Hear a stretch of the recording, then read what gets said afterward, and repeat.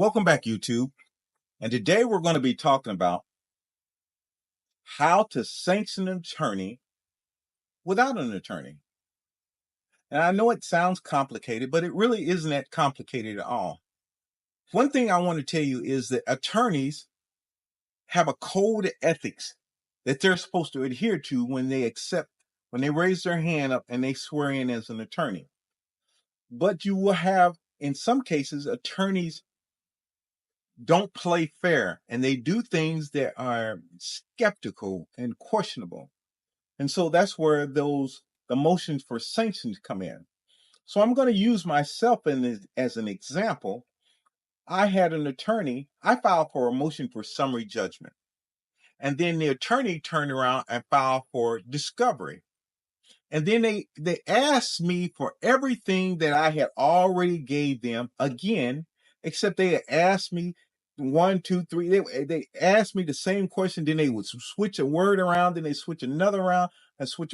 So they were using the discovery as a tool to punish me or slow me down so that they could possibly win the case on a technicality. You say, what technicality can they win the case on? Well, the technicality would be called a motion to compel. And so when they file a motion to compel, what the judge does is they look at the evidence and they say, well, it looks like he hasn't been producing evidence. And so, we're going to go ahead and rule, and they can even dismiss the case. They can sanction you with attorney's costs for them to file a motion, and then they can go as far as dismiss your case with prejudice. So I want you to understand the argument that I presented for the judge. I said, Your Honor, I said, if I don't file for this overtime that they owe me, they had no intention of paying me that overtime. I said, the whole concept of them saying that I refuse to participate in the discovery doesn't benefit me. It benefits them. They keep saying what I haven't done. So then I laid out all 6 months worth of discovery. And I said, each item that they say I haven't produced has been produced. But they keep complaining that it's not there. So what I need the court to do is I need the court to sanction them for using discovery as a tool. The next thing you need to do is you need to file an affidavit. The affidavit is just going to be a sworn statement of facts that you tell the judge. You tell the judge, I've submitted this on this date, this date, this date, that date, and it's been electronically filed and it's in the system. And everything that the attorney keeps telling you doesn't exist is right there, and they're just not getting it. They want me to wrap it up and put a bow tie on it, and that's not what the discovery says. The discovery says I just need to produce the material.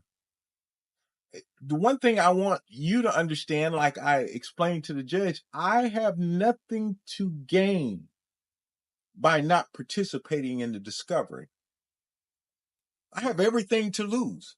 But the way they had it figured out in their own head, as long as they overwhelm me and they keep telling the judge that I didn't participate, then the judge will say, well, yeah, they keep saying he didn't participate, so he must not be participating. So how I remedied that was I showed the judge for the last 6 months of all the documents that I had produced. And then I showed them a reoccurring fact that they were saying documents weren't there and they were already produced. And because they were already produced, it looks bad on the attorney. So now what I gave you today was just a brief synopsis of what you have to do and how you have to do to file a motion to sanction the attorney.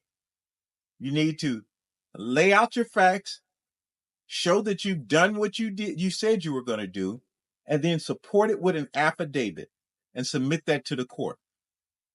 So that is how you file a motion to sanction an attorney without an attorney. Now, I hope this helped you, because what you didn't know yesterday, you know today. Thanks for stopping by. I'll see you soon.